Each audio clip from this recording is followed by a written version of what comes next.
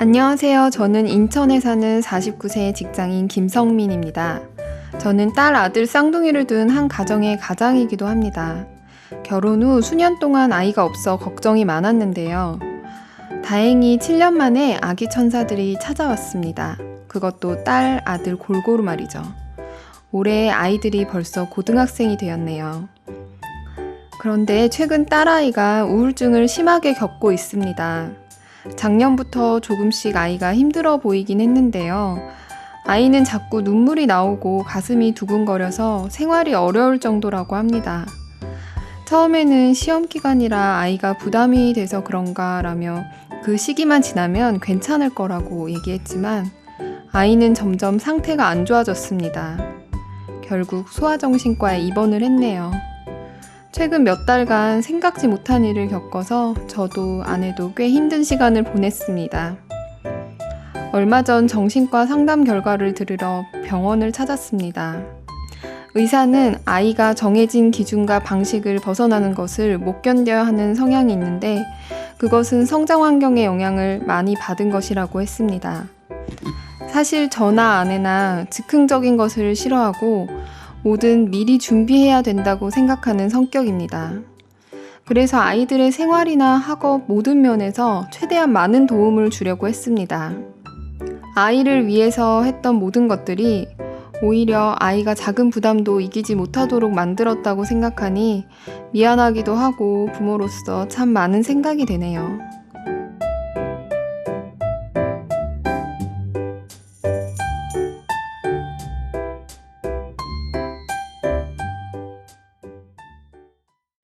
네, 아이가 우울증에 걸려서 굉장히 힘드시겠어요.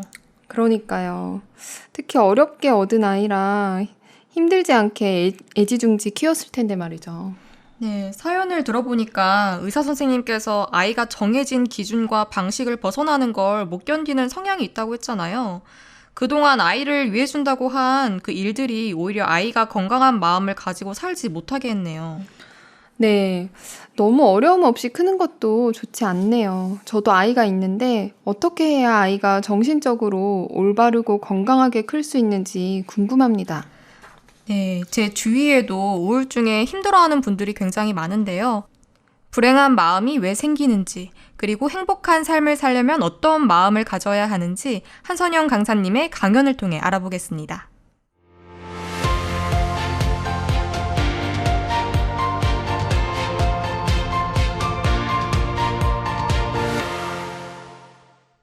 네, 안녕하세요.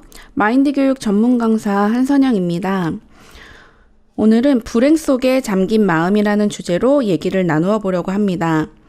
삶을 살다 보면 나는 불행한 사람이야 라는 생각을 할 때가 있는 것 같아요. 혹시 여러분 중에서도 그런 생각을 해보신 적이 있나요?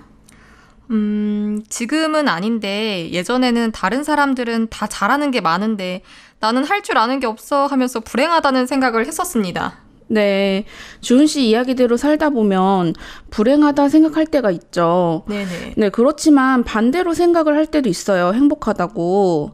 민주 씨는 최근 언제 행복하다고 생각하셨었나요? 글쎄요. 저는 그냥 매일매일 보내는 소소한 일상이 행복하다는 생각이 들어요. 저는 4살 아들이 있는데요. 에너지가 너무 넘쳐서 항상 다칠까봐 조마조마하거든요. 특히 요즘 싱싱카에 푹 빠져서 따라잡기도 너무 힘들어요. 그냥 하루를 무사히 보냈다는 자체가 행복 아닐까 싶네요. 네, 저도 아이가 둘이 있는데 아이들을 키우다 보면 힘들기도 하지만 또 나도 모르게 웃게 되는 일들도 참 많이 있는 것 같아요. 불행이든 행복이든 추상적인 단어잖아요. 그래도 행복함을 느낀다 하면 어떤 기분인지는 아실 거예요. 그런데 그 행복에도 조건들이 있는데요. 그럼 우리는 어떨 때 행복하다고 느끼게 될까요? 많은 사람들이 행복의 조건으로 건강, 돈 이런 것들을 많이 얘기합니다. 특히나 요즘 물질 만능주의 시대를 살고 있는데요. 심지어 어떤 기사에는 내가 얼마가 있으면 행복할 것 같다 이런 설문도 있었습니다. 그래서 제가 세계의 경제 성장과 행복의 관계에 대해서 얘기를 좀 드려보려고 합니다. 바로 행복지수라는 것이 있는데요. 국내 총생산 등의 경제적 가치뿐 아니라 삶의 만족도, 미래에 대한 기대, 실업률, 자부심, 희망, 사랑 등 인간의 행복과 삶의 질을 포괄적으로 고려해서 측정하는 지표입니다. 거기서 한국은 61위로 되어 있는데요.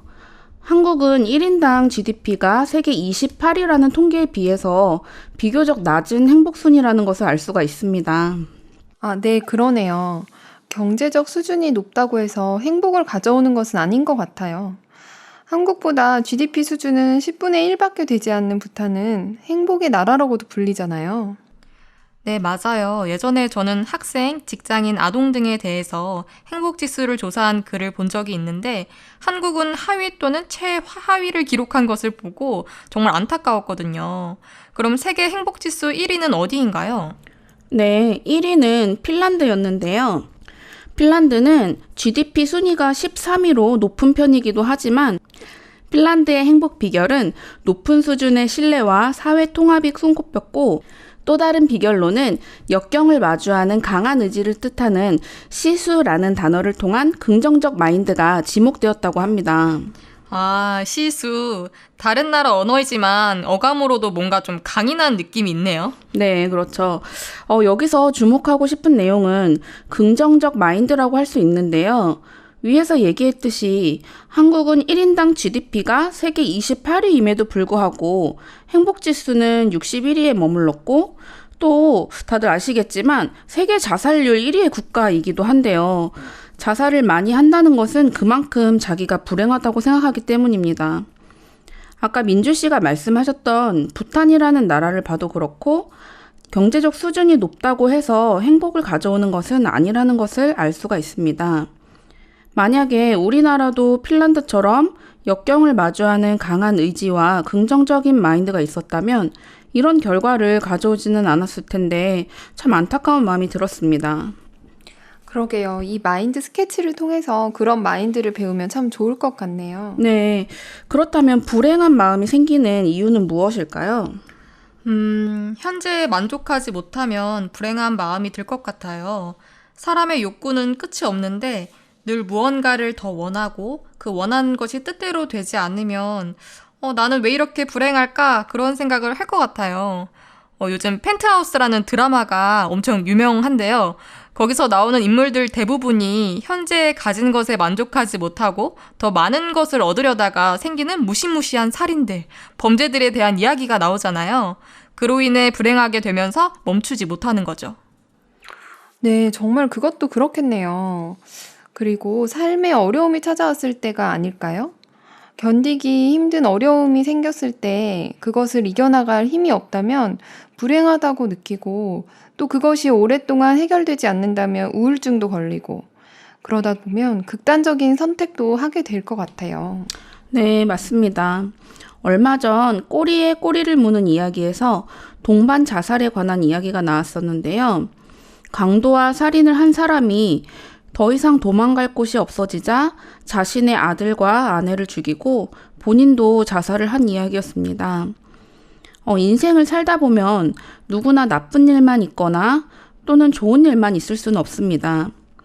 좋은 일이 있다가도 나쁜 일이 있을 수 있고 나쁜 일이 있다가도 좋은 일이 있을 수가 있는 건데 불행에 빠진 사람들은 눈이 가려져서 나에게 닥친 불행에만 사로잡혀서 내일 다가올 수 있는 행복은 보지 못합니다. 마치 불행과 고통에서 벗어날 수 없는 것처럼 보이게 해서 이렇게 온 가족을 죽음으로 몰아넣는 비참한 결과를 초래할 수가 있습니다. 네, 정말 안타까운 이야기네요. 그럼 강사님도 불행한 마음이 들었던 적 있었나요? 네, 저도 물론 있었습니다. 저는 친정 어머니께서 악성 림프종에 걸리셨을 때였는데요. 그때 제가 둘째를 임신 중이었고 또 만삭의 몸이었거든요. 그때 몸도 마음도 참 많이 힘들었어요. 아, 정말 힘드셨겠어요. 네, 거기다가 그 후에 둘째를 출산을 하고 한 달쯤 되었었는데 아기가 탈장이 발견되어가지고 전신 마취를 해야 하는 수술도 하는 상황도 있었거든요. 어머니는 그때 항암 치료 중이셨고요. 그래서 한동안 나에게 왜 이런 불행이 찾아왔을까 하는 생각들이 자꾸 들어지고 또 우울해지더라고요. 신경도 날카로워지니까 사소한 모든 것들이 짜증나고 그걸 또 부정적인 시선으로 바라보게 되고 그러다 보니 가정 불화까지 생기게 되고요. 네, 정말 힘드셨겠네요. 그래도 지금은 좋아 보이시는데 어떻게 그 불행한 마음에서 벗어날 수 있었나요? 저보다 더 어려운 사람들도 있지만 거기서도 밝게 사는 사람들도 있잖아요. 그래서 저도 형편은 바뀌지 않았지만 제 생각을 바꿔보기로 했습니다. 엄마가 힘드셨긴 했지만 그래도 늦지 않게 발견해서 수술도 빠른 일정으로 잘 해주시고 겸사 결과도 다행히 다른 부분에는 전이되지 않은 상태여서 항암 치료가 잘 되면 예후가 좋은 편이었거든요. 그래서 엄마가 오히려 안 좋은 병을 빨리 발견해서 치료받고 또 더 건강하게 사실 수 있는 게 감사하다. 그런 마음을 가졌습니다. 그리고 둘째 탈장 수술도 과정은 매우 힘들었지만 마찬가지로 빠른 조치로 더 문제가 커지지 않고 수술도 잘 맞춰서 건강하게 클 수 있는 것도 참 감사하다. 그런 식으로 그 안에서 감사할 조건들을 찾게 되었어요. 그렇게 어려움을 이겨나가니까 마음이 강해지고 자연스럽게 가정도 다시 화목하게 되었습니다. 네, 저도 들어보니까 참 감사하네요. 그런데 보통 불행한 마음이 생기면 거기서 벗어나는 게 참 쉽지 않더라고요. 네, 그렇죠. 처음부터 긍정적인 마음을 갖는다는 게 쉽게 되는 것은 아니라서 훈련이 필요합니다. 우선은 불행한 마음으로 자리 잡기 전에 부정적인 생각들이 들 텐데요. 그럴 때 그런 부정적인 생각을 버리고 긍정적인 생각을 해보려고 노력해야 합니다. 또 가상으로 상황을 설정하고 상상을 해보면서 연습해보는 것도 좋을 것 같습니다. 이처럼 행복은 주어지는 것이 아니라 만들어가는 것입니다. 마음은 빈 그릇과 같아서 내가 불행한 마음을 담으면 불행해지고 행복한 마음을 담으면 행복해집니다.